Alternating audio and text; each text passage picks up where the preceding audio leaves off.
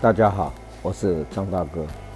今天我们要做的科目是这颗从香港来的 G 卡 G461 1990年的4缸分油盘的故障测试。这颗分油盘的编号是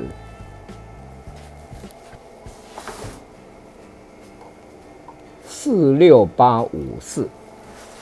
我们来做一个1分钟的全油门的流量测试。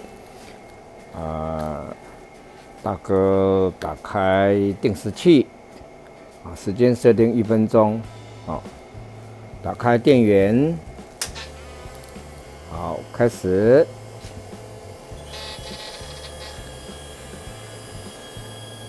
这颗分油盘的标准出油量，1分钟的全油门应该是在160到170之间。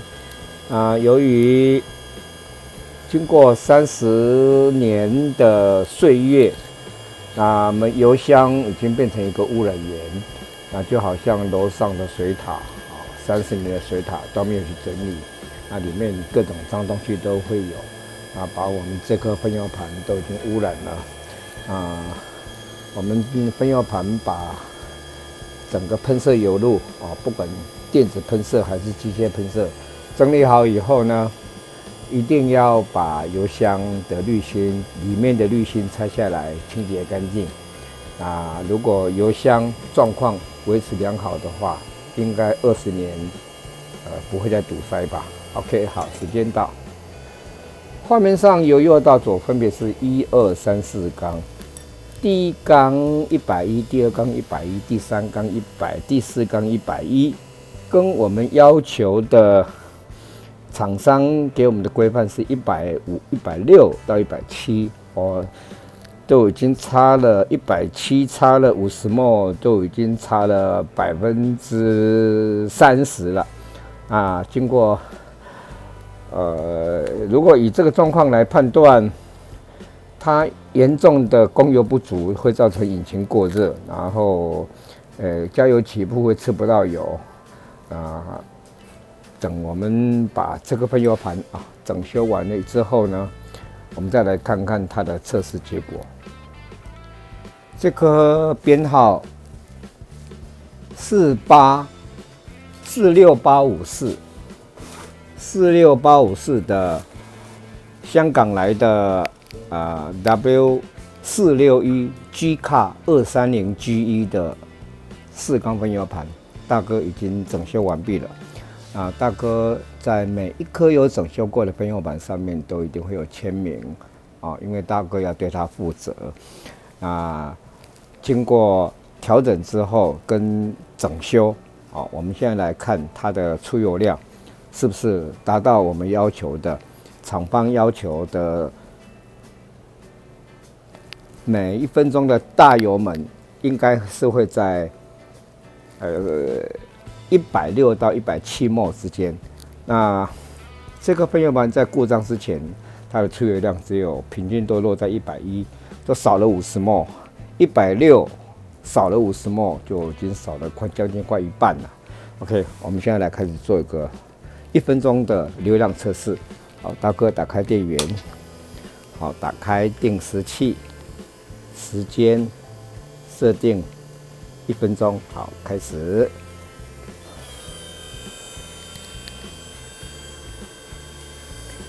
由于这个宾士车经过30年啊，还能在路上看得到啊 ，Volvo、奥迪跟 BMW 都已经很少了啊。当然，它存在有这个价值啊，但是引擎体啊耐用50万公里没问题，但是缸体的部分，但是那个油路的部分都被油箱污染堵塞了。那我们整修完毕之后呢，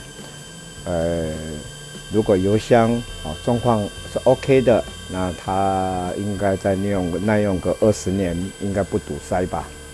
所以说，我们整修过之后呢，油箱一定要去注意，要加95的5000汽油，因为老车都会有积碳的现象。OK， 好，时间到，打开。关闭电源，我们来看一下画面上由右到左分别是1、2、3、4缸，厂方要求的出油量应该落在160到160左右啊，150、160。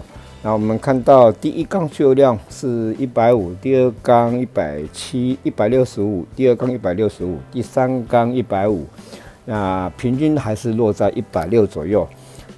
厂方要求的误差是15%，我们现在看下来，它的误差大概在5%左右，所以成绩完全符合要求。接着我们要进行的是这个喷油盘的完修第2阶段，10分钟的模拟怠速小油门的流量测试。好，大哥打开电源，然后打开定时器，时间设定10分钟。好，开始。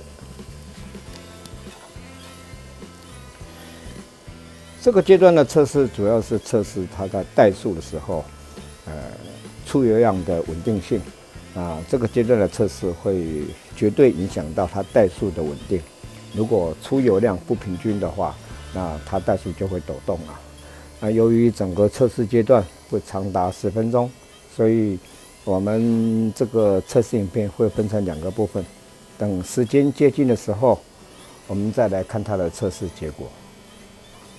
我们现在进行的是这颗编号46854的香港来的 G-Car W461 1990年的230 G1 的第2阶段测试，10分钟的模拟怠速小油门的流量测试。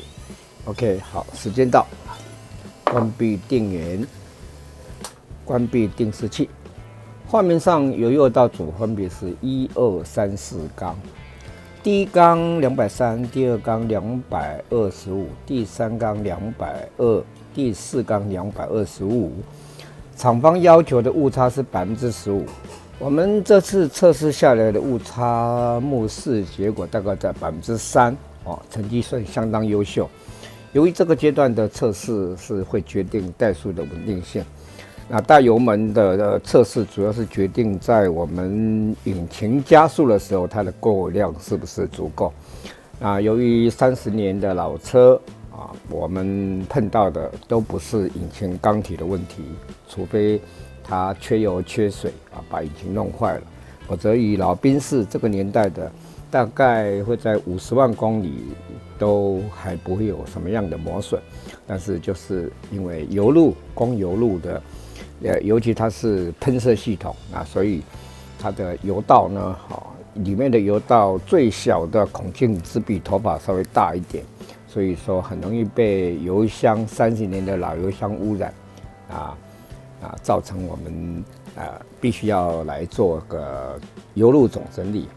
油箱清理干净，尤其是油箱里面的滤芯油箱里面的滤芯一定要拆下来清洁干净，保持油箱的整洁这个喷油盘再用20年，应该不会再堵塞了。